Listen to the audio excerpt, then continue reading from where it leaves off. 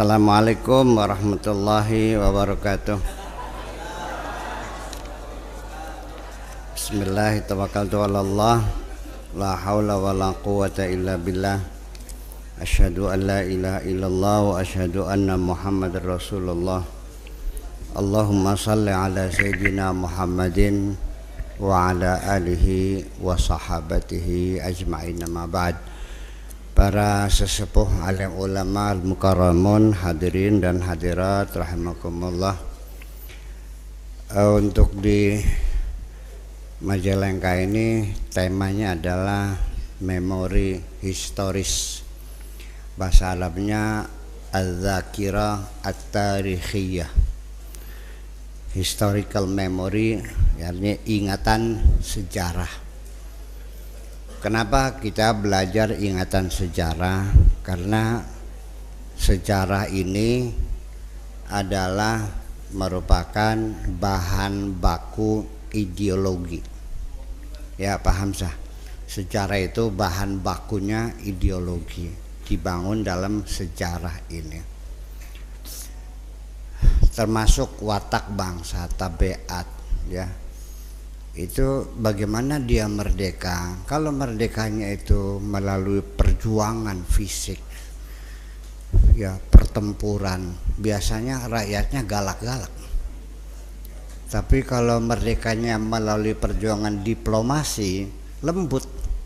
Nah, Malaysia, Indonesia masih galak. Indonesia, Malaysia melembut karena kemerdekaannya dikasih, berunding kan gitu.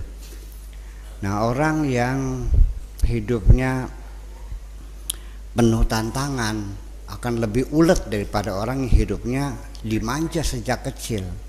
Nah, itu bahwa sejarah itu merupakan bahan baku kepribadian dan ideologi satu bangsa. Sebetulnya 100 tahun yang lalu ini sudah muncul pertanyaan besar yang dilontarkan kepada umat Islam. Sebuah buku yang menulis adalah Mustafa Al-Ghalayin, diplomat Syria. Nama bukunya Limadza ta'akhkharal muslimun wa taqaddama ghairuhum. Kenapa umat Islam mundur, yang lainnya maju? Dulu pernah geger dan situ terjadi gerakan-gerakan di seluruh negara-negara Islam ingin maju, tapi setelah itu padam lagi sampai sekarang nih. Malah yang terjadi adalah peperangan, pertempuran, konflik horizontal antar umat Islam. Jadi saya ingin mengatakan yang jujur sajalah, bahwa sejak kapan perpecahan umat Islam, jujur saja, jangan merasa takut, ya. Saya mau jujur bahwa perpecahan umat Islam itu sebetulnya sudah dimulai sejak detik pertama Kanjeng Nabi meninggal dunia. Kenapa demikian? Karena Islam di tangan Kanjeng Nabi sebagai agama yang menyejukkan, yang damai, persaudaraan dibangun. Ingat dulu Kanjeng Nabi mempertemukan saudara Muhajirin dengan Ansar. Orang yang Muhajirin yang punya rumah diminta dibelah dua, yang satu buat saudara dari Muhajirin. Sahabat Ansor yang punya kambing 100 dibagi dua, separuhan dengan Muhajirin, dan disuruh bersalaman, berpelukan, kamu saudara ya saudara. Indah banget itu. Dibangun oleh Nabi itu selama berjuang 23 tahun. Umat Islam sangat bersaudara, sangat kokoh, sangat solid. Tetapi ketika Nabi meninggal dunia pada detik pertama itu sudah pecah kongsi. Gara-garanya adalah begitu meninggal Nabi Muhammad tidak ada yang mengurusi pengkafanannya, yang mandiin nggak ada, yang mengkafanin nggak ada. Para sahabatnya rapat memilih khalifatu Rasulillah. Yang aneh lagi, Sayyidina Ali nggak diundang. Nah itu persoalannya. Ujug-ujug ya, apa bahasa Sunda, ujug-ujug ya, ujug-ujug tiba-tiba Abu Bakar mengatakan saya sebagai khalifah. Sayyidina Ali nggak tahu yang ngangkat siapa.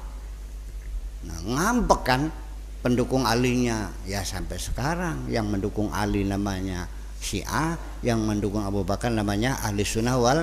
Nah, bapak-bapak dukung mana? Udahlah, itulah makanya bahwa ada anggapan di kalangan umat Islam sepertinya dilarang berbicara tentang sahabat. Udah tutup saja, jangan membicarakan sahabat besar Abu Bakar, Umar, Utsman, Ali dan sebagainya, karena mereka orang-orang yang sudah dijamin oleh Kanjeng Nabi masuk surga. Dengarkan gitu. Jadi sudah tidak boleh dibicarakan, ditutup saja ya. Tetapi kan pikiran saya, otak saya kan menggelitik, tidak terima dibegitukan tuh ya kan. Nah makanya saya ingin jelaskan supaya jangan salah paham Bapak sekalian. Mungkin Bapak meyakini hal itu tidak boleh dibicarakan, namanya nguntap, kurang ngajar, songong, berdegong kan gitu. Terserahlah. Tapi yang penting saya tidak ingin membicarakan person, tidak membicarakan pribadi-pribadi sahabat. Saya juga sangat menghormati dan saya tidak berpihak siapapun. Saya tidak menyalahkan Sayyidina Ali, tidak menyalahkan Sayyidina Abu Bakar. Tetap semuanya kita hormati. Oke? Dan keempat-empatnya kita sebut dengan Al-Khulafaur Rasyidun. Setuju gitu? Nah, tetapi yang kita bicarakan sekarang ini bukan personnya, bukan orangnya, tapi kita lagi ingin mendiskusikan peristiwa. Beda Pak Hamzah. Saya ya kan peristiwa. Kenapa sampai terjadi peperangan? Kenapa saling bunuh-membunuh? Bahkan sampai 4 orang khalifah itu mati terbunuh, mengenaskan semua. Abu Bakarnya mati diracun, Sayyidina Umarnya mati ditusuk, Sayyidina Utsmannya mati dibacok. Sedang baca Quran loh, dibacok kepalanya sampai darahnya muncrat. Pas lagi bacanya di tengah-tengah Al-Quran, pas lagi surat Al-Kahfi, pas lagi baca wal yatalataf wala yus'iranna bikum ahada. Sampai sekarang di blok merah sebagai kenangan kan gitu. Betul. Masih ada blok merahnya, masih ada. Di Quran saya udah nggak ada. Quran yang lama itu masih ada. Itu kan ini peristiwa menyakitkan hati saya. Ini peristiwa dengan tidak menyalahkan siapapun. Apa sebabnya? Saya sedikit agak berani untuk mengatakan bahwa Islam di zaman Kanjeng Nabi itu Islam agama. Begitu meninggal, Islam sudah bergeser menjadi Islam ideologi, berebut kekuasaan. Apapun yang labelnya Islam ketika ikut berebut kekuasaan itu sudah menjadi ideologi. Betul nggak gitu? Iya. Ketika Islam di masjid ini sholat berjamaah, kita bersaudara, bertegur sapa, bersalaman, berdiri berdampingan, senggol pundak bareng-bareng, nggak ada masalah. Itu Islam agama. Saya begitu kita di gedung parlemen gitu, dengan bawa bendera masing-masing, nah itu sudah Islam ideologi, maka rawan untuk bertengkar. Itu persoalannya. Jadi saya ingin mengembalikan, saya ingin Islam saya Islam Kanjeng Nabi. Itu gimana caranya? Walhasil bahwa kemunduran umat Islam, tapi yang aneh ini sejarah, sekalipun umat Islam saling perang saudara, saya istri dengan menantu kok bisa perang sih? Iya kan? Sayyidina Ali dengan Sayyidah Aisyah, bapak-bapak dengar semuanya. Kenapa? nggak malu tah, masa perang sama istrinya Mitoha. Nah, itulah kepentingan. Makanya kalau politik mah tega-tegaan sampai sekarang kan. Iya, politik nggak kakak, nggak adik, nggak Mitoha, nggak alo, semuanya juga habis itu. Itulah makanya. Tetapi kenapa kok Islam tidak berhenti, malah berkembang pesat di tengah-tengah konflik horizontal. Nah ini kan perlu kita bahas sekarang ini kan. Kalau kita terjadi perang saudara kan hancur semuanya nih.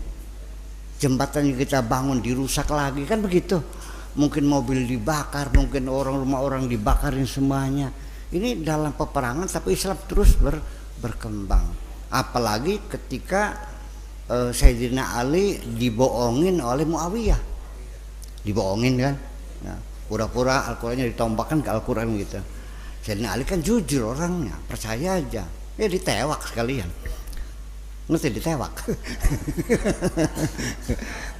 Ya itu. Nah, Muawiyah ini terkenal orang yang rakus akan kekuasaan dan rakus akan harta. Iya, selalu materi gitu. Tapi juga saya pikir-pikir ada untungnya. Kalau bukan karena kerakusan Muawiyah, mungkin Islam nggak sampai kalau jikobong. Iya, jadi seperti agama-agama yang lain juga sama ya. Dompleng sama imperialisme kan, ya iya. Ini imperialisme, kolonialisme, ininya dompleng kan gitu. Jadi saya kira mungkin seperti itulah. Oke, nggak ada masalah. Tetapi Islam di Indonesia pasti berbeda dengan penyebaran Islam di daerah lain. Kalau Islam di Indonesia tidak ada pertumpahan darah, karena mereka yang berdakwah tidak punya kepentingan politik. Mereka para pedagang, jadi urusannya dagang, bersentuhan, mempengaruhi pada masuk Islam kan gitu. Apalagi mereka itu Islamnya Islam yang mengakomodir budaya-budaya lokal menjadi indah. Makanya jadi jangan kecil hati. Yuk kita bandingkan, orang Mekah masuk Islam itu setelah dikepung. Idza jaa nasrullahi, ketika datang pertolongan Allah, wal fathu, dan kota Mekah ditaklukkan. Walau aitan nasa yadkhuluna fi dinillahi afwaja. Lalu baru orang-orang pada masuk Islam setelah tidak bisa melarikan diri, tertiasa nyumput. Pada nyumput di mana? Nah, jadi kesimpulannya apa? Mereka orang Makkah masuk Islam itu kan terpaksa. Lari nggak bisa, sembunyi nggak bisa.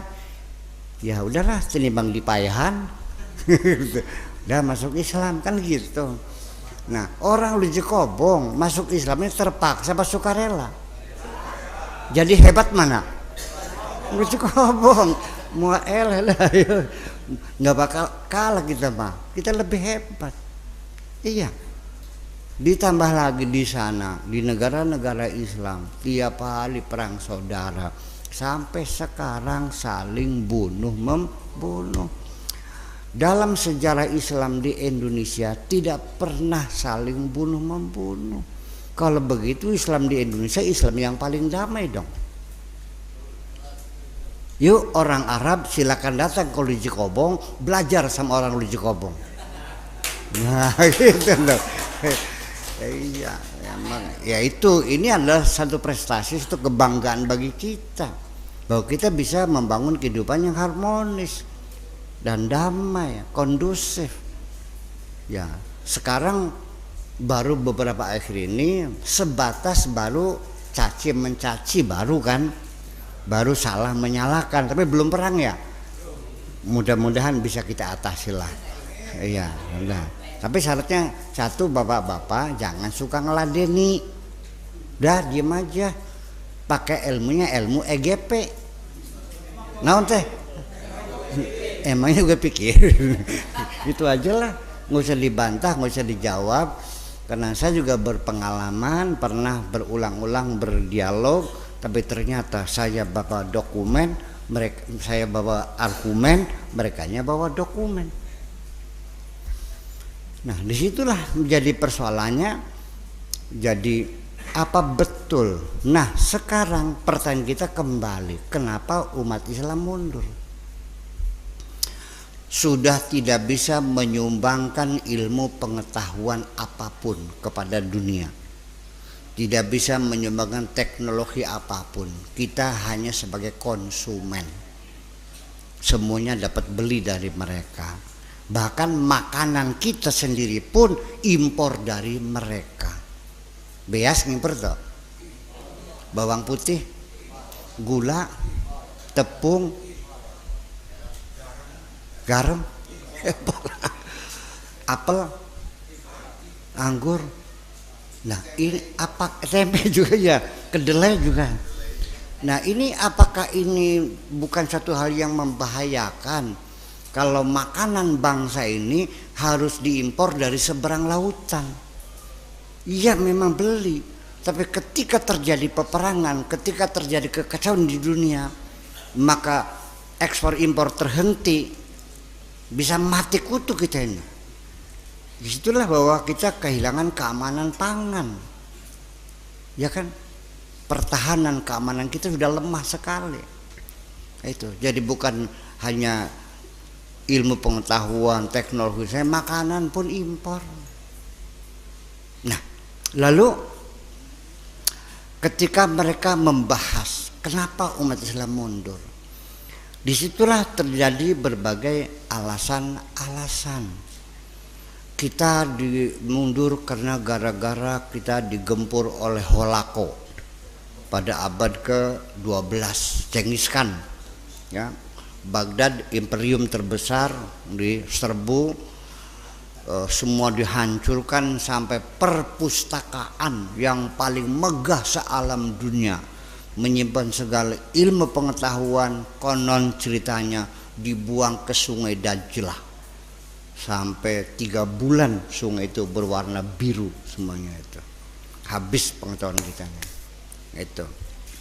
Nah, dari itu kemudian dijatuh ke penjajahan Turki selama 500 tahun. Jangan dikira Turki Islam, Arab Islam, penjajahan juga sama, bukannya dibangun, malah justru dalam penjajahan Turki bangsa Arab ini kembali menjadi bodoh lagi.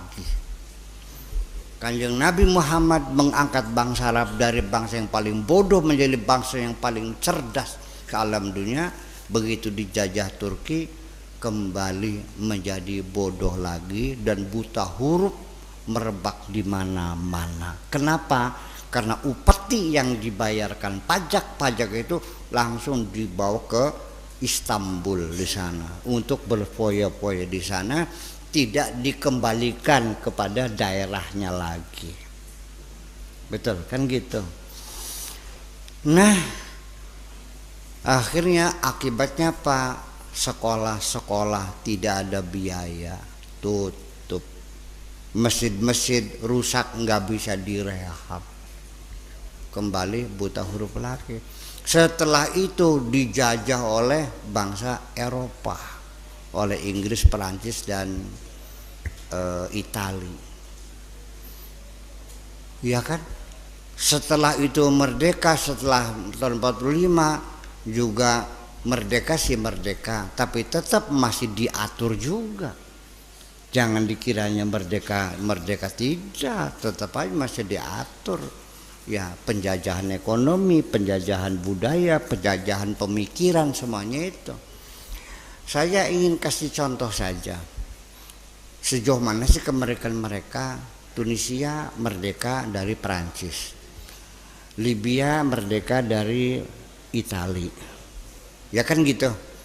Kemudian Lebanon merdeka dari jajahan Inggris.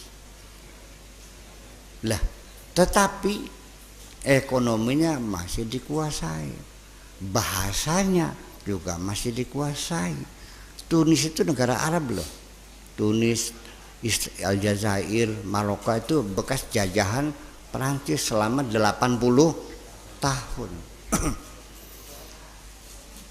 80 tahun, apa yang terjadi?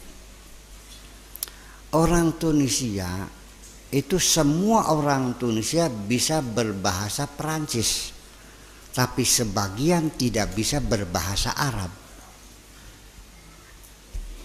Karena sekolah mulai SD kelas 1, kelas 2, kelas 3, SMP, SMA sampai perguruan tinggi, bahasa pengantarnya bahasa Perancis. Sehingga saya sering sebagai interpreter simultan, sebagai penerjemah langsung antara delegasi Indonesia dan Tunis, seringkali menteri-menteri di sana menyawel saya gitu, Syekh Abdul Syakur, kalau saya ngomong Arabnya salah jangan diketawain ya gitu. Iya. Jadi karena saya di sana dianggapnya itu sudah sekelas sastrawan, orang menterinya sekolahnya di Perancis, bahasa Arabnya belepotan gitu. Nah, jadi takut salah gampang, saya bilang udah ngomong aja saya paham lah gitu. Itu seperti itu. Nah, setelah itu ternyata bahasanya bahasa mereka, ekonominya juga yang mengatur mereka. Kita contoh aja biar paham semuanya. Pernah tahun 80, sekitar tahun 80-an lah, itu Tunisia mengimpor mobil Isuzu. Dari mana tuh? Jepang. Isuzu, mobil Jepang, mobil bak tuh. Itu hanya sekali impor, sudah itu tidak impor lagi. Kenapa? Ada yang marah. Siapa yang marah? Prancis. Marahnya gampang, kalau kamu impor dari Jepang, spare part, suku cadang kami tutup. Bayangkan akan berapa banyak menanggung kerugian. Semua kendaraan di Indonesia akan underground semuanya itu. Kita aja. Oke. Udah tahu caranya kan biasa begitu. Kemudian nih, ini peta nih, ini Tunisia. Di sini negara Chad. Chad itu negara Afrika Tengah ini. Perancis, Paris di sana. Jauh. Ini dari Tunis ke Chad tidak ada penerbangan. Jadi orang Chad mau ke Perancis harus ke Paris dulu. Dari Paris baru ke Tunis. Paham? Diatur sedemikian rupa. Jadi jangan dikira bahwa kita sudah merdeka sepenuhnya, kita masih diatur kok. Itulah, itu alasan orang mengatakan kenapa Islam tidak maju-maju, karena kesulitan itu, karena dijajah Turki, karena diserang oleh Holako, karena dijajah oleh bangsa Eropa, karena banyak sekali alasannya. Semuanya itu alasan-alasan sifatnya politis. Saya ingin mencoba sebab keterbelakangan umat Islam ini dari sisi psikologis. Kenapa kita susah maju? Kenapa kita susah berubah? Kenapa kita sulit untuk berinisiatif? Kenapa kita ketakutan dan sebagainya? Saya kira mungkin saya ingin berbicara dari sisi psikologis, artinya secara pribadi seseorang mempunyai penyakit-penyakit yang sama, tidak bisa diajak maju. Kita bicarakan sekarang, itu pendahuluan. Yang menyebabkan kita ini susah untuk berubah adalah satu, karena kita selalu beralasan. Kita selalu mencari kambing yang bulunya hitam. tidak mau mengaku bersalah, tetapi selalu melemparkan kesalahan kepada orang lain. Nah, salah satunya alasannya itu adalah karena regulasi yang tidak mendukung kita, karena tradisi kita yang tidak memungkinkan kita berubah, karena norma-norma yang berlaku terlalu keras. Orang mau berusaha saja, mau dagang saja, mau menambang batu di Majalengka, itu enggak mau bergerak. Bukan malas, tapi ya memang dia pengen kaya, tapi dia beralasan ini regulasinya, aturannya terlalu berbelit-belit. Masa ngurus itu saja, galian saya saja mesti 3 tahun, mesti uang ini. Beralasan barangnya mah beli kiang barang. Ada nggak pernah ada begitu? Karena aturannya berbelit-belit ini segala macam, kadang-kadang pejabatnya minta upeti segala macam, semua itu alasan. Buktinya orang lain bisa kok, iya kan? Pak Hamzah bisa kan? Pak Edi bisa kan usaha? Iya. Ya kenapa? Itulah makanya orang Islam ini mengidap penyakit namanya psikopat, kejiwaan gitu. Ya susah maju. Jadi kalaupun negara kita sudah maju, demokrasi sudah mapan, ya kalau jiwa seperti itu tetap aja orang lain yang maju, kita mah nggak maju-maju. Nyatanya di sini yang maju juga orang-orang pribumi kok, betul nggak? Yang punya tanah air yang asli lahir di sini. Ya kenapa? Ya karena kurang gigi. Kenapa sebabnya? Karena ya itu penyangkalan dari dalam dirinya sendiri. Yang aturannya susah, persyaratnya berbelit-belit, uang upetinya besar, macam-macam lah. Itu semuanya omong kosong semuanya itu. Dan itu bagaimanapun namanya penyangkalan dalam diri kita sendiri. Kemudian yang kedua adalah karena pesimistis kita, tidak pesimis, bukan optimis ya. Jadi artinya melihat masa depan seperti suram, seperti menjelang maghrib lah gitu lah. Iya, nggak ada harapan, karena depresi kita, seperti kita kehilangan gairah. Kita tidak yakin punya kemampuan, kurang percaya diri, nggak pede, betul mas, nggak pede, ya nggak pede. Selalu itu yang dialkanti bagaimana saya bukan kelas saya. Sampai kita ngaji tasawuf saja, itu kan bukan untuk bisnis. Tasawuf itu untuk mencari kebenaran, kedamaian dirinya, ya kan gitu. Kebahagiaan yang dirasakan nanti kalau sudah dia hatinya bersih kan, makannya lahap, tidurnya lelap, badannya sehat, kan enak. Melihat wajah-wajah ini yang lucu-lucu dan menyenangkan semua kan. Kalau hati kita damai. Nah itu saja sering saya ceritakan nih, tuh Siti Maryam. Ya kan dengan masuk kamar dia berzikir, segala makanan datang sendiri kan gitu. Nah ini Rabil Adawiyah, seorang pelacur tiba-tiba bisa menjadi waliullah. Saya kasih contoh-contoh motivasi itu supaya dia muncul keinginan saya juga bisa. Ternyata tidak. Ya itu kan Rabil Adawiyah. Itu kan bukan makomnya saya. Nah penyakit lagi nih. Jadi siapapun kalau mengatakan bukan makom saya, artinya membatasi dirinya sendiri. Belum perang sudah mengibarkan bendera putih. Penyakit bukan nih? Penyakit. Iya. Lejak bener nggak bener, lejak kaya nggak bisa, lejak pinter nggak bisa. Macam-macam alasannya. Yang mahal biayanya, sekolah sekarang nggak cukup 1 miliar, ya kan gitu. Nah, saya jual apa? Bapak saya tukang sate, mau berapa ratus kambing gitu.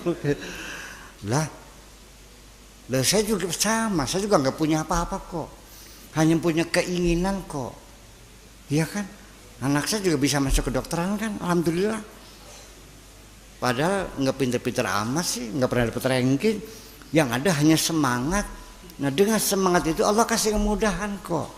Jangan pernah mengatakan bukan makom saya. Itu sebagai tanda Anda pengecut, penakut, hatinya kecil. Ya, apa tuh bahasa Sundanya tuh? ini kita mencoba mengurai kelemahan-kelemahan yang ada diri kita.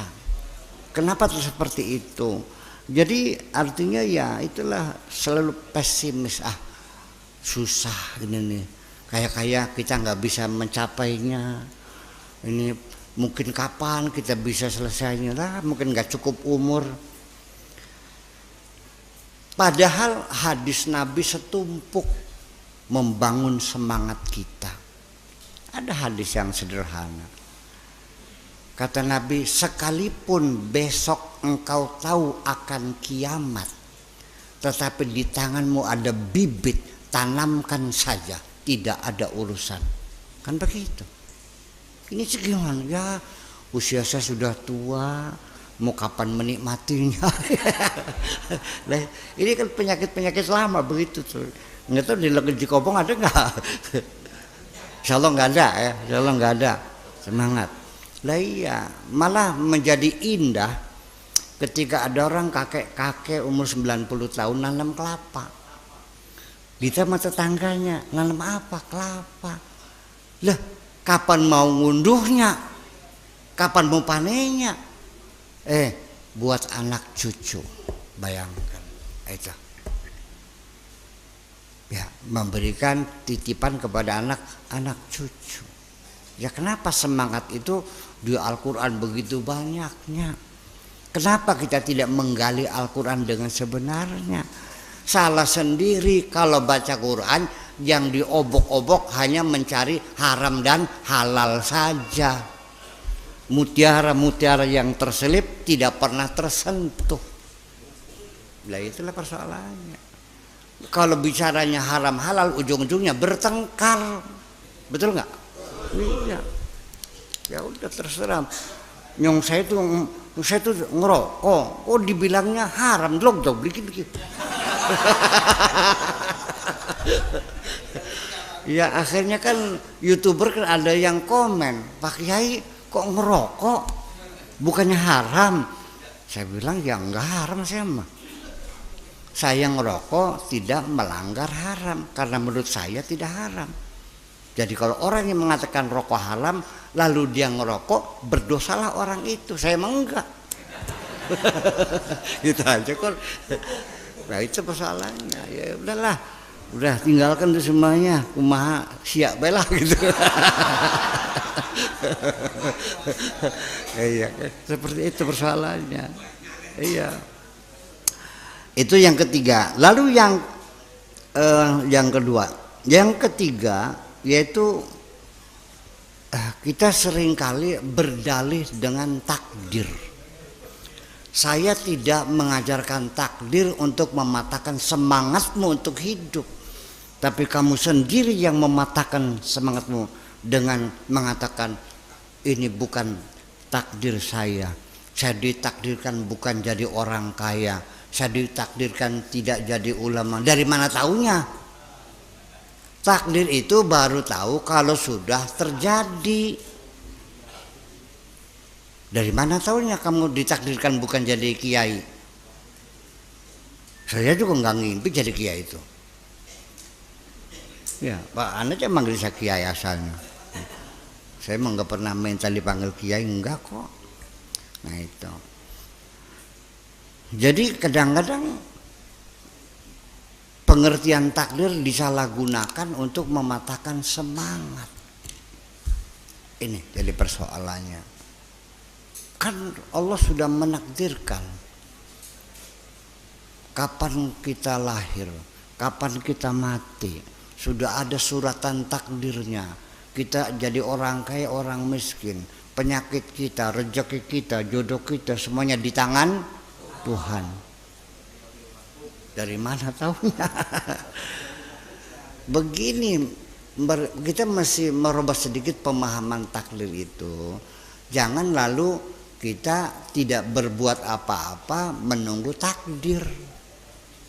Takdir itu bukan ditunggu tapi dijemput, Bung.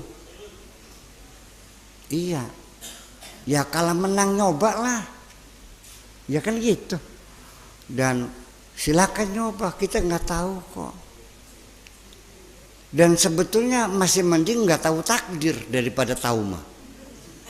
Iya, kalau Pak Rahmat dikasih tahu besok dapat duit 1 miliar, seneng nggak? Tapi kalau dikasih tahu besok mau tabrakan, bisa tidur nggak? Jadi justru yang mengejutkan itu yang menyenangkan. Kayak orang mancing dapat ikan kan, wah seneng main. Itulah kita menghadapi takdir itu, ya jangan kita ngarang sendiri bahwa itu bukan takdir kita. Ini begini, Allah menyuruh kita suruh belajar, selesai. Tidak pernah Allah menyuruh kita jadi orang pintar, enggak. Yang disuruh belajar, yang wajib belajar. Pintar mah enggak wajib kok. Jadi kalau ada orang belajar setiap hari tapi bodohnya angger, dosa enggak? Enggak. Tapi kalau ada orang pintar tapi enggak ngaji dosa enggak? Dosa. Yang penting kita ngajinya aja. Tunjukkan, karena nanti yang dibayar oleh Allah itu bukan keberhasilanmu, tapi etos kerjamu. Nah, ini dia. Nih firman Tuhannya, wa qul i'malu fasayarallahu amalakum wa rasuluhu wal mu'minun. Katakanlah wahai Muhammad kepada mereka, bekerjalah. Nanti Allah akan menonton pekerjaanmu, bukan hasil.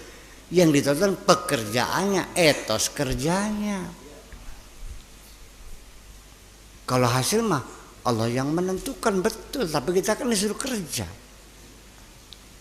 Dan Allah membayar kita bukan karena keberhasilan kita. Yang hebat itu menurut Allah bukan orang yang berhasil. Kita melihatnya keberhasilan, Allah tidak melihat keberhasilan, tapi yang dilihat adalah etos kerja. Yuk kita mencontoh Mang Kadim. Ini orang yang paling hebat sealam dunia dalam menantang takdir. Menanam padi, hampir bunting, makan tikus. Kalau masih winih nggak apa-apa, tumbuh lagi. Kalau sudah bunting ya habis. Nangis tidak, pingsan tidak. Kata Mang Kadim, oke. Panggil traktor lagi, babat lagi, tanam lagi.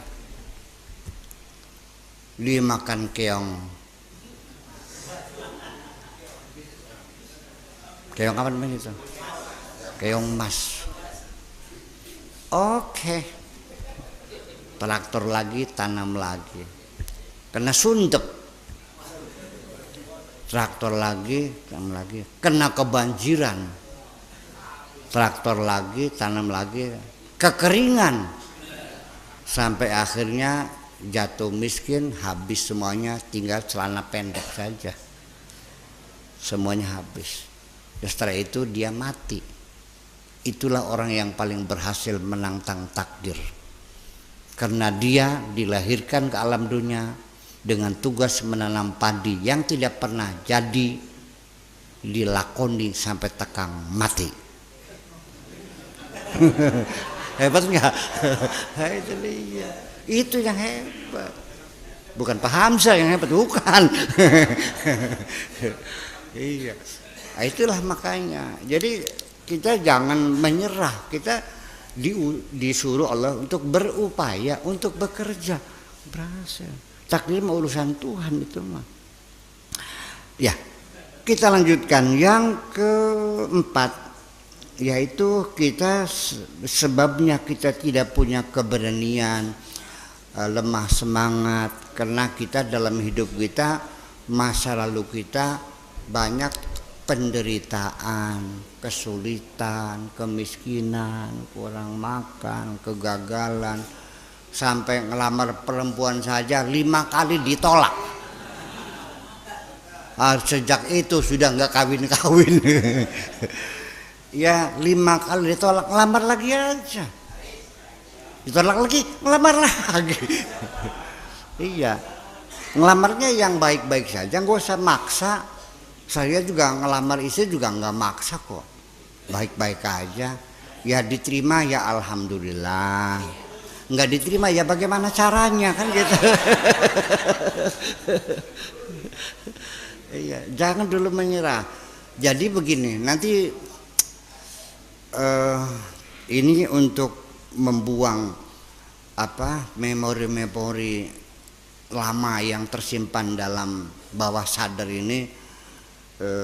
Nanti silakan baca sendiri aja deh. Pernah saya sampaikan itu psikologi memori ya. Kalau terlalu banyak penderitaan, kita ini banyak kesengsaraan, gagal, dikhianati orang utang nggak bayar, macam-macam lah, difitnah sana, fitnah sini, semuanya kan penderitaan. Lama-lama kan masuk lagi. Ini kan memori itu kan terbatas, terlalu padat, membengkak, sampai akhirnya emosi kita menjadi membengkak, otaknya menjadi off, menjadi temperamen, kesenggol dikit aja marah-marah. Ya, istri bikin sayur asam agak asin aja dibanting piringnya. Nah, kalau sudah begitu segera datang ke psikiater, begitu aja. Sebelum gila beneran. Iya kan, gitu, cepat diobati gitu. Kalau saya mah gratis dah. Itu silakan. Kemudian yang kelima yang menyebabkan kita itu sulit diajak maju, diajak bergerak, melakukan perubahan-perubahan. Saya ini sejak pulang ke Indramayu tahun 91, bekerja siang dan malam ingin melakukan perubahan di Indramayu. Ya, alhamdulillah agak berhasil, itu pun karena kita bergandengan dengan Pak Yance. Iya kan? Karena dia punya kekuasaan. Kalau modal sendiri belum tentu, ya kan begitu. Tetapi dari usaha pribadi saya merubah pemikiran. Jarak kita 1000 km, baru sejengkal kemajuannya. 1000 km baru sejengkal. Jadi tidak ada yang saya banggakan, masih sulit. Iya. Kita ceramah saja pakai bahasa Indonesia di Indramayu dulu tahun 92-93 ditinggal pergi. Bu, orang ngerti gitu. Iya. Sekarang mah sudah paham lah gitu. Nah, jadi ya kenapa demikian? Nah, itu banyak hal bahwa yang menyebabkan kita ini sulit untuk diajak maju adalah karena seseorang itu memposisikan dirinya sebagai korban. Korban Orde Baru, korban Orde Lama, korban reformasi, korban apa lagi? Korban ya macam korban lah. Ya. Jangan dianggap ringan. Begitu kita merasa sebagai pihak yang dikorbankan, itu bisa menjatuhkan semangat kita untuk bangun. Tetapi juga saya tidak menganjurkan balas dendam ya. Enggak, jangan. Kita harus berjiwa besar saja. Ya udahlah. Bangun, kita bangkit lagi. Jatuh lagi, bangun lagi. Jatuh lagi, bangun lagi. Jangan pernah merasa Anda sebagai korban. Ya. Jadi artinya bahwa korban ini kan banyak sekali terjadi begini karena ketidakfahaman. Kegagalan dalam hidup kita ini seringkali dianggap menyebabkan kita mudah berputus asa. Sebetulnya kesedihan kita terhadap kegagalan itu sendiri harus dipahami bahwa penderitaan kita ini berawal dari suudzon kita kepada Allah. Allah sedang menolong kita, kitanya tidak paham, akhirnya kita marah, kita kecewa. Padahal kita disayang oleh Allah. Itu. Jadi banyak sekali penderitaan kita ini karena suudzon. Praduga buruk kepada Allah. Saya ingin meyakinkan, Allah itu Tuhanmu. Dia yang mencipta kamu dan dia pasti sayang. Ketika Allah memberikan pelajaran, terimalah pelajaran itu. Jangan mengatakan Allah galak, Allah kejam. Bapak-bapak dulu pernah dijewer oleh orang tua enggak?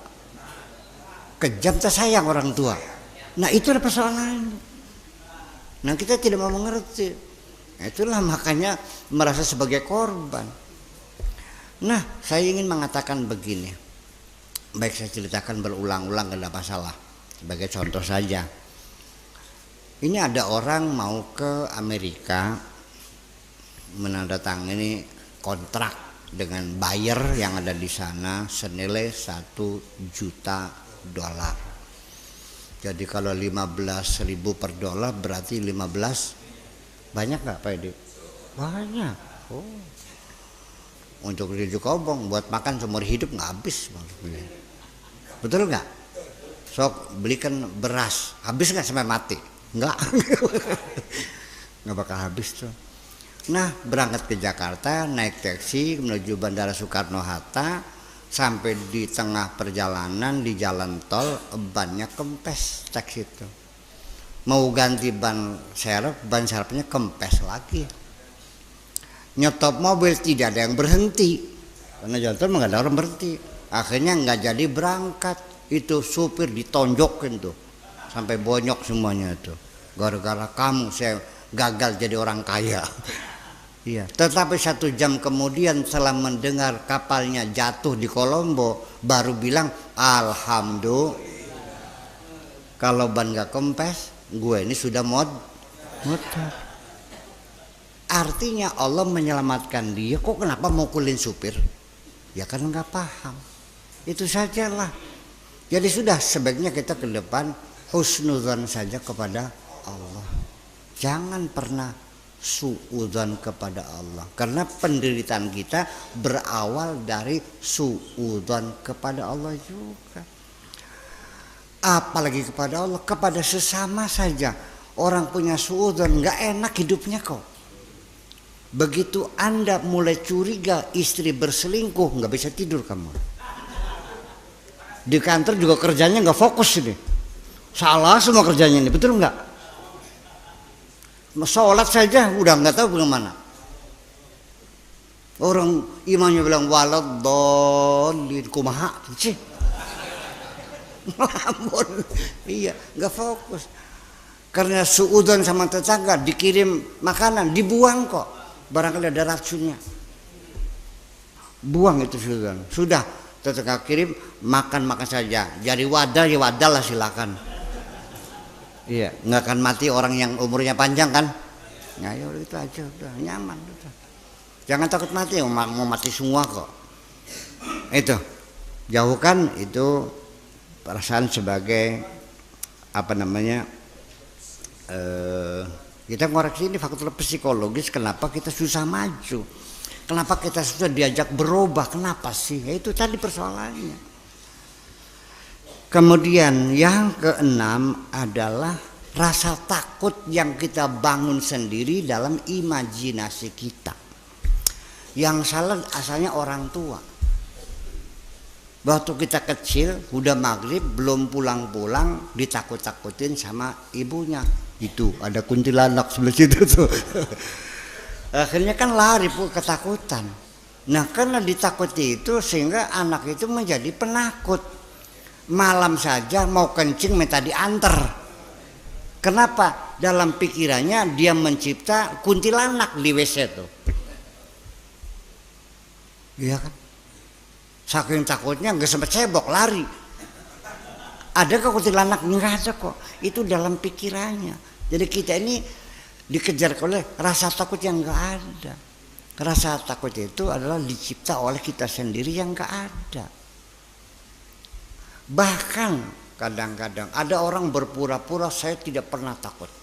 Ada kesombongan intelektual. Sihir nggak ada, jin nggak ada, mau kosong semuanya, itu tahayul semua, itu khurafat semua, nggak ada. Kayaknya seperti iya, tapi begitu lewat makam balik lagi. Kenapa? Takut, katanya nggak ada. Lah itu persoalannya. Jadi bohong kan? Iya, tetap ada rasa ketakutan. Dan ini Allah sendiri telah mengatakan wala nabluwannakum bisyai'in minal khaufi. Khauf itu min ba'dil balaya. Belai yang Allah berikan, bala cobaan itu adalah rasa takut. Dan kayak apa menderitanya orang ketakutan, makan nggak enak, tidur nggak lelap, enggak, napas juga sesak, meriang, meremang-remang bulu roma. Iya, sampai akhirnya nggak konsen, sampai kalau sudah fobia, rasa takut yang tidak ada faktor yang jelasnya, namanya fobia, bisa sampai telanjang di tengah jalan lari-lari kok. Percaya nggak?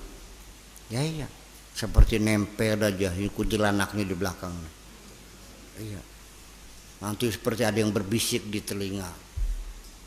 Ya, itu hilangkan rasa takut.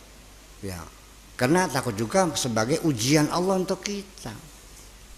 Makanya ya kita kembali begini, bagaimana caranya? Ya udah, kita jangan lagi menciptakan makhluk-makhluk aneh-aneh dalam pikiran kita yang menakutkan.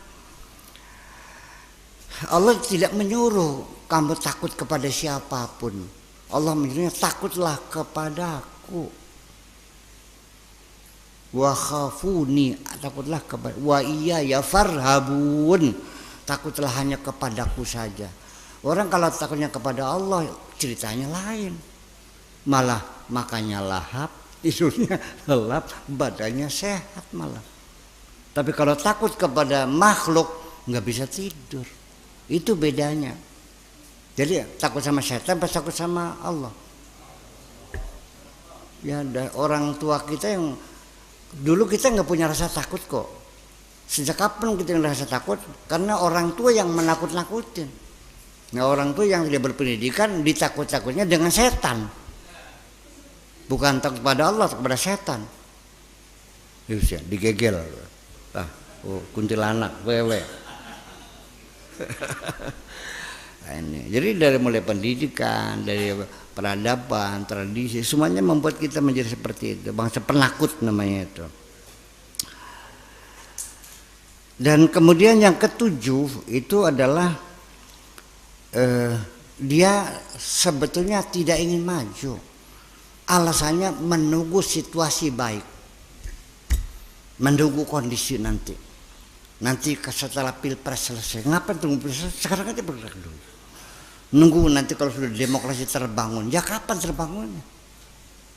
Bekerja sekarang sebisa-bisa. Jangan menunggu kondisi, keadaan belum memungkinkan, belum waktunya. Dari mana kamu tahu belum waktunya? Enak aja belum waktunya. Memangnya waktu diatur sama kamu. Kalau petani ya pantas, belum waktunya tanam, yang hujan belum turun. Ya kan gitu. Kalau kita berbisnis ya enggak, ya kapanpun bisa kita lakukan. Nah, ini. Jadi kita alasannya keberatan itu karena menunggu waktu belum sesuai, belum saatnya. Ngapain itu semuanya? Iya, bayangkan. Mari kita buktikan. Sok malam ini bilang kepada Allah, ya Allah tolong bangunkan saya 1:30, saya mau sholat tahajud. Percaya kamu dibangunkan. Bangun. Apa entar gigit nyamuk, entah ada kucing lompat ya, itu loh. Bangun 1:30, betul bangun. Tapi kenapa setelah itu tidur lagi? Lumayan, masih sejam lagi lumayan. Ya bablas sampai jam 8 siang akhirnya, malah subuhnya kelewat lagi. Ya ini faktor psikologis, mesti kita buka semuanya ini. Jadi jangan menyalahkan pemerintah, menyalahkan Pak Jokowi, menyalahkan, enggak usah menyalahkan. Yuk kita berbuat saja sekarang. Ya, jangan menunggu nanti. Ngapain menunggu? Belum tentu. Nunggu apa? Besok mati gimana? Itu kan itu. Kemudian yang kedelapan kita adalah karena penyangkalan dalam diri kita, karena ada kesombongan dalam diri kita, tidak mau menerima realita yang sebenarnya. Ditegur marah nggak? Marah. Aneh kan? Ada orang tersesat, kita tegur kok marah? Kenapa tidak berterima kasih? Ya karena dia merasa terhinakan. Pinternya enggak, sombongnya yang gede. Nah susah nih. Ya kalau kamunya pinter, pantas ada sombongnya. Kamunya melarat aja. Kamu kalau kaya sombong, pantas ada yang disombongkan. Kamunya melarat kok sombong juga. Kalau kamu pintar, pantas ada sombongnya, ada alasannya kamu pintar. Ya kamunya bodoh kok. Iya kan? Tapi kok bisa muncul semacam itu. Nah ini kesulitan kita, orang tuh bisanya majukan ketika orang itu maju itu bukan melangkah ke depan saja, tetapi memperbaiki kesalahan-kesalahan yang ada. Itu merupakan modal penting untuk menuju kemajuan masa mendatang. Betul enggak? Nah bagaimana maju kesalahan yang diperbaiki aja? Memperbaiki kesalahan itu untuk meningkatkan kualitas ke depan. Nah ketika ada masukan kok diabaikan, sombong, merasa lebih pintar aku. Nah itu persoalannya. Dan saya sendiri tidak akhirnya seperti kapok negur orang nih.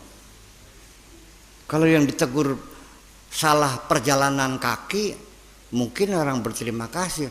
Tapi kalau yang tegur salah pikiran, ngejak berantem kok. Sampai sekarang. Malah saya yang dikapir-kapirin. Kapir. Ya udahlah, mangga. Yang kesembilan adalah kita seringkali membuat keputusan-keputusan yang terlalu gegabah. Kita akhirnya melempar tuduhan, melempar segala macam kepada orang lain yang tanpa perhitungan. Gara-gara ini, gara-gara ini, gara-gara ini, sebabnya ini gara-gara ada yang naburin apa namanya, naburin garam di depan ini sejak dulu mah laris-laris saja, tapi ketika ada garam di situ, ini siapa ini?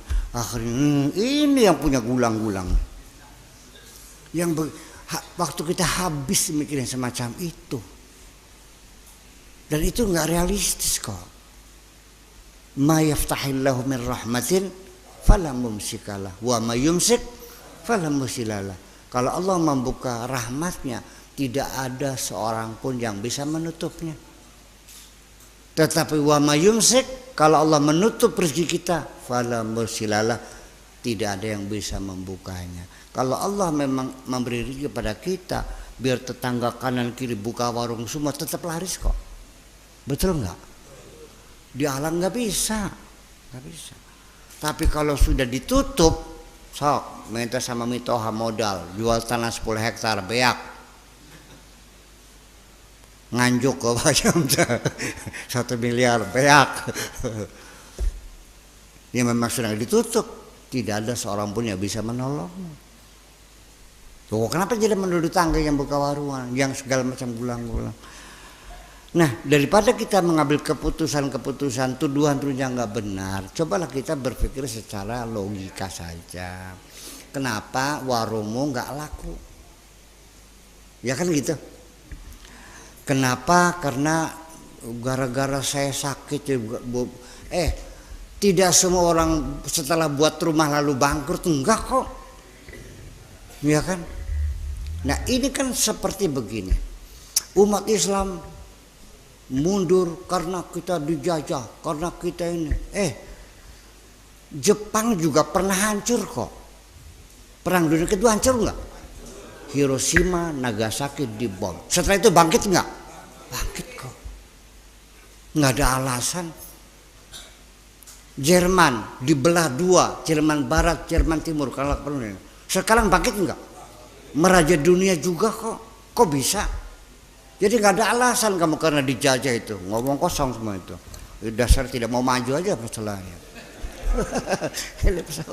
Nah ini Bapak sekalian, dan yang terakhir itu adalah menunggu kuda bertanduk. Ya, mencari alasan yang kira-kira tidak bisa diselesaikan. Itu yang disebut dengan al-hala al-ta'jiziyah. Itu. Nanti saya mau kalau sudah punya modal 10 miliar, kapan punya modalnya? Nanti saya akan berusaha kalau anak saya sudah selesai semua, anak sudah berumah tangga semua, ya kapan berumah tangganya? Menunda sesuatu kalau sesuatu yang sudah terjadinya. Nah, ini menjadi penyebab kita yang susah maju, susah berubah, susah berinovasi. Itu karena faktor-faktor psikologis yang sangat banyak ini sekarang. Kalau sekupas mungkin bisa sampai 100 item ini, nggak selesai-selesai nantinya. Ini 10 aja lah yang sudah mewakilinya. Nah, ini Al-Quran mengajarkan. Nih, dengarkan. Kata orang kafir mengatakan, lan nu'mina laka hatta tufajjira lana minal ardi yambu'a. Shadaqallahul azim. Kami tidak mungkin akan beriman kepadamu kecuali kamu mampu mengeluarkan sumber air dari tanah ini. Di tengah padang pasir pengen keluar sumber. Dasar nggak mau percaya itu. Nanti saya kasih kamu utang 10 miliar kalau sudah ada kuda keluar tanduknya. Jadi menggantungkan sesuatu kepada sesuatu yang lain yang tidak mungkin terjadi. Dasar tedaikan ya mah. Dasar nggak mau masalahnya. Iya. Firman Allah lagi, law ya'tina bi ayatin in hadza illa sihrun mubin. Kalau engkau tidak membuktikan suatu bukti yang nyata, kami tidak akan beriman. Itu hanya sekedar sihir belaka. Itu keengganan. Lalu ada mengatakan lagi lan tamassana naru illa ayyaman ma'dudat. Biar aja lah, paling-paling masuk neraka paling hanya sehari 2 hari. Dari mana tahunya? Ini ayat-ayat seperti ini nih tidak dikaji. Itu kan kondisi psikologis mereka. Ya. Terus mereka mengatakan wa qalu qulubuna ghulfun. Mengatakan hati kami sudah terbungkus. Artinya dasar hati saya sudah mengeras, nggak bisa. Ya dasar nggak mencari alasan yang macam-macam. Kemudian juga mengklaim seenaknya saja. Ya, la yadkhulul jannata illa man kana hudan aw nasara. Tilka amaniyuhum. Mereka mengatakan tidak bakal masuk surga kalau bukan Nasrani, kalau bukan Yahudi. Itu kan angan-angan mereka. Sekarang hampir semua agama mengklaim nggak bakal bisa masuk surga kecuali kami. Iya. Jadi aneh sendiri. Lalu kata Allah, qul hatu burhanakum in kuntum shadiqin. Mana buktikan argumentasinya kalau kau mau benar. Allah menantang, yang ada bukti, yang dasar nggak mau. Susah sekali. Wa qalu rabbana lima katabta alaina alqitala laula akhartana ila ajalin qarib. Wahai Tuhan, kenapa kami diwajibkan harus berjuang? Kenapa tidak ditunda saja lain kali? Kalau sudah ditunda, setelah meta tunda lagi enggak? Meta lagi. Tolong dong minggu depan aja. Kayak orang nganjuk ya, kayak isukan. Kasih waktu tempo 10 hari. Setelah itu tempo lagi. Ya memang gak niat bayar itu mah. Ya, jadi kita juga seperti itu. Nanti saya ini belum selesai, anak-anak belum kuliah. Setelah kuliah semua punya cucu, nunggu membesarkan cucu. Setelah cucunya besar, bukan cicit. Tidak sering nggak mau mati. Saya ketemu persoalan. Ini fa'aqaruna qata wa atau an amri rabbihim. Mereka menyembelih untanya Nabi Saleh yang jangan disembelih juga. Wa atau an amri rabbihim, mereka melanggar aturan Tuhan. Wa qalu ya Salih tina bima ta'iduna in kunta minal mursalin. Saleh, mana buktikan azab yang akan kau berikan kalau memang kau rasul. Bayangkan, dasar orang percaya. Ini alasan logika yang enggak jelas semuanya. Nah, ini adalah pada diri kita seperti itu. Nah, kehidupan berbangsa kan dari pribadi-pribadi ini. Nah, kalau semuanya sama, itu namanya social behaviorism. Social behavior itu perilaku masyarakat itu sebetulnya nggak ada. Yang ada adalah individual behaviorism. Nah, ketika perilaku individunya sama, yaitu namanya perilaku masyarakat. Itu aja persoalannya. Jadi terlalu banyak sekali ingin saya katakan. Kemudian lagi, ini satu hal yang menjadi persoalan. Ini orang nih keburu meyakini apa yang dia pahami inilah yang paling benar. Selain ini salah. Setelah diuji berulang-ulang tidak terbukti, nggak mau berubah, tetap aja ngotot begitu. Banyak begini. Sudah tuh metode itu gagal, tidak membuat kemajuan, tetap saja. Mereka meyakininya kita akan maju kalau kita kembali kepada sunnah Rasul. Artinya laqad kana lakum fi rasulillahi uswatun hasanah liman kana yarjullah wal yawmal akhir wa dzakarallaha katsira. Oke, jadi artinya bahwa jalan maju, saya tidak salah mendengar. Kita sebabnya Islam mundur karena kita menjauh dari agama kita. Oke, saya setuju. Yuk kita kembali agama. Bagaimana caranya? Meniru apa yang Rasul lakukan. Jangan direkayasa, jangan ditafsirkan. Man fassal Quran bi ru'yihi falyatabawwa maq'adahu minan nar. Wah, saya sudah hebat. Ayo buktikan gimana? Ya, bahwa barang siapa menafsirkan dengan pendapatnya siap neraka. Harus persis, kalau kita persis kayak Nabi, kita pasti maju. Ya, benar dipraktekkan. Pengen persis kayak Nabi. Apa yang terjadi? Apa yang terjadi? Pengen persis meniru Kanjeng Nabi. Saya juga setuju. Yuk kita buktikan. Pertanyaannya, bagaimana pakai siwak? Kalau diganti dengan sikat gigi, nggak bisa. Nabi tidak sikat gigi, Nabi siwak.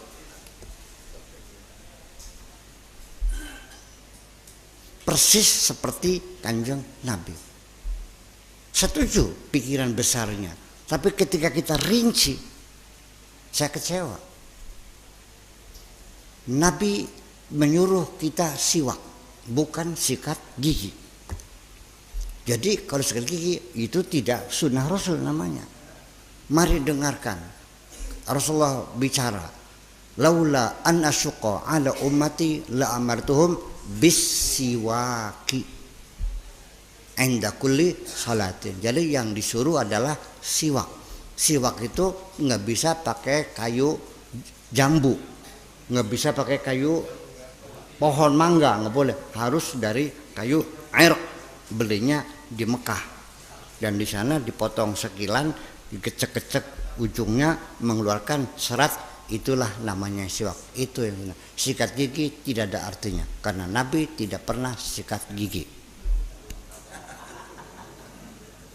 Jadi kalau kita pakai siwak, kita akan menjadi bangsa besar, memimpin dunia. Gara-gara kita pakai siwak, jadi umat Islam jadi mundur. Mikir nggak orang ini? Sampai ke situ. Padahal kalau kita berpikir secara rasional, maqasidus syar'inya itu bukan siwaknya. Bahwa Nabi pesan kepada kita suruh menjaga kesehatan gigi. Bagaimanapun caranya yang penting sehat. Itu aja kok susah banget sih.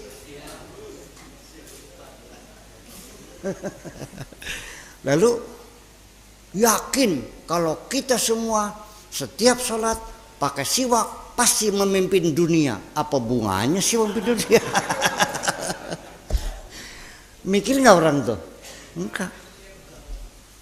Nanya lagi, boleh nggak saya bawa pakai tisu? Nggak boleh, harus pakai batu.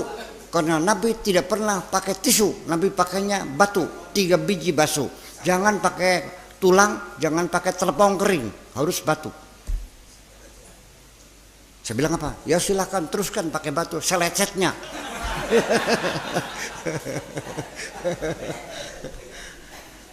Ya Allah ya Rabbi. Bayangkan seperti itu. Seperti itu.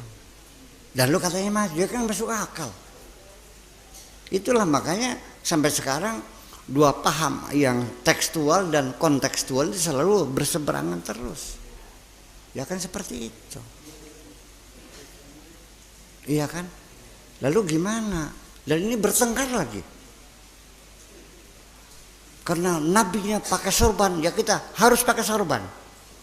Nabinya pakai jubah, ya kita harus pakai jubah. Pakai sarung, bid'ah. Oh. Kalau kita pakai sorban, kita pasti maju, memimpin dunia. Memangnya memimpin dua naik onta. Ya sudahlah kita, yang penting ini adalah jangan menyalahkan mereka yang berpikir tekstual. Ya sudah biarkan saja. Jangan disalahkan, mereka tidak salah. Nyong bisa nih semono, ngerti ya? Udah kita maklumnya aja lah, sudah. Yang penting tolong mulai sekarang ke depan jangan ada pertengkaran apapun. Setiap apa saja yang berbeda pendapat berarti sama-sama tidak paham. Semuanya menduga-duga. Nah itulah persoalannya Bapak sekalian. Jadi yuk gimana caranya kita maju ini? Ya tentunya kalau pengen maju coba belajar dari negara-negara yang sudah maju. Bukan negara yang mundur. Ya kan seperti itu. Jadi siapa yang maju? Ya ada Jepang, ada Singapura segala macam. So DPR bikin kunjungan kerja ke sana, belajar gimana caranya. Tinggal copy paste aja kok. Ya kan gitu ya, mungkin kita revisi dikit lah karena ada perbedaan kultur, ada perbedaan ini kan mungkin saja, tapi kan garis besar pengalaman manusia dimanapun adalah sama.